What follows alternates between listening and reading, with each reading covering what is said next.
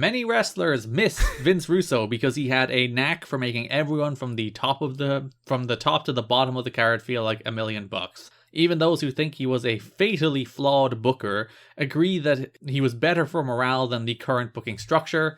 Jarrett and Mantell have a policy of making wrestlers feel totally expendable as a way to get their asking price down. The belief seems to be that only a few wrestlers currently being used actually make a difference in the buy rates, and with a tight budget and weekly losses of $10,000, that leaves everyone else without bargaining power. Sure. Here's the thing. If you're the booker and you believe only a few wrestlers make a difference to buy rates, that's your fault. You know who has the power to change that? You know who has the power to turn Chris Sabin into somebody who could potentially make a difference for buy rates, or has the power to turn AJ Styles or D'Lo Brown or America's Most Wanted or all the... Listen, and just a crazy idea here. A CM Punk. You got a bunch of guys here that you could give a shot to. Now, Julio De Niro's the real star of the gathering. Honestly, I'd try both at this point. Why not? Sure, this is the month they do turn them, so they're doing what you want. Yeah, we'll see how it works out. Like, if only a few people are contributing to buy rates, maybe you should try and make the people you have bigger stars, huh? Huh? Yeah. Ugh. I feel like that was kind of like always a recurring issue where it's like, instead of trying to make our guys the draw, it was, let's look for the next draw we can bring in and see what happens. And it's like, no, just try the guys that you have. Put effort and power and money behind them. And then what will actually happen is you'll get cases like Christian being like, I want to go there, work with AJ and work with Joe and work with all these young, exciting, fresh wrestlers, instead of being like, I'm going to get Vader to come in to pop a buy rate and he won't put anybody over and it'll be for like the net negative of the company, even if he does do a good number on one night. And like, I feel like we have this discussion all the time now where it's like, they're just getting the WWE guys, but it's like, there's a difference between getting WWE guys just because you're desperate for anything and picking and choosing legitimate talent that will make a difference. TNA having Orlando Jordan like big league Christopher Daniels before Christopher Daniels goes on to lose to Val Venus is what drove fans away from TNA. Yeah, it's like Jeff Hardy, obvious. Kurt Angle, obvious. The Team 3D, obvious. But there's a level of like, and like even if they're young enough and they weren't stars, that's all you can give them a shot to, because why not? But it's when you're desperate and you're like, I need mid-Carter 3B from SmackDown. It's like, let's get the Bashams on the show. It's like, why? Who knows? And then they can beat AJ on TV in 8 minutes. Well, Shannon Moore show up and start punking out AJ, because why not? Yeah, that's when it's... I mean, this is, this is territory we will cover consistently, I'm sure. One story making the rounds is that Vince Russo has told Panda officials that he will not return to the creative process as long as Jeff Jarrett is involved.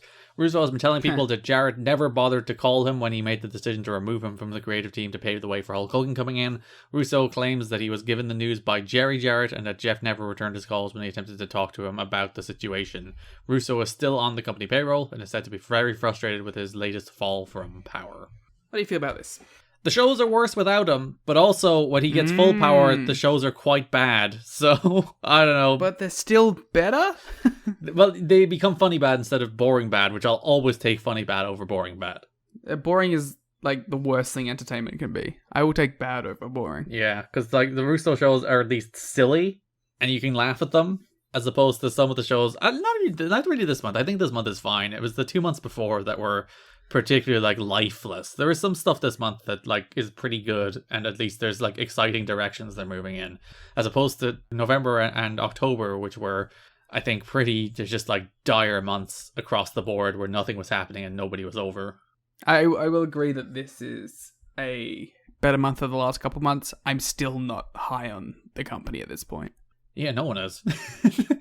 not even TNA. It's not an enjoyable experience to watch these shows, which like it has been. I feel like there's a misconception that like this is what it was like all the time at this point. Despite discontent with the product lately, Dixie Carter is sticking by Jeff Jarrett as the head of creative. Jeff Jarrett has only minority ownership in the company. Different percentage figures have been circulated over the last year, but Carter would apparently have the power to oust him as head of creative. However, she promised Jarrett that she would stick with him no matter what, through thick and thin. until 2009. Says one wrestler, though, I don't know any talent that produces themselves better than somebody else could produce them. There's no way not to lose perspective when you book yourself. Not wrong. Dutch Mantell is more vulnerable than Jarrett. Dutch's situation is giving the boss what he wants, says one TNA wrestler who's familiar with Dutch's booking over the years. Says another, Dutch is obviously focused primarily on pleasing Jeff Jarrett, since the majority of his booking ideas are centered around getting Jarrett over. Everything else has been an afterthought and nobody is happy about it. He's the Bruce Pritchard.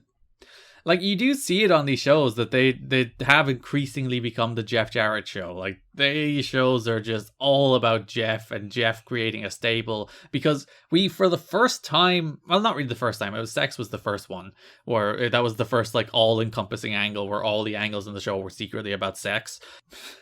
Sentences. Whereas, like, November and December, increasingly, especially in December, all of these shows are about Jeff Jarrett. All of these shows are about Jeff Jarrett's group that he's forming and his trying to get power in TNA and his feud with Eric Watts. So, yeah, it really is the Jeff Jarrett show these days. Yeah, we're living on Planet Jarrett, baby. Not yet, but yes. In spirit. I can't blame Dutch. This is what he was brought in to do, basically. At least if it... Yeah, well, I mean, I can blame him for putting on a show that I don't enjoy watching, but as far as, like, he's doing what he is told to do. He is making the hard owner of the company seem like a big star.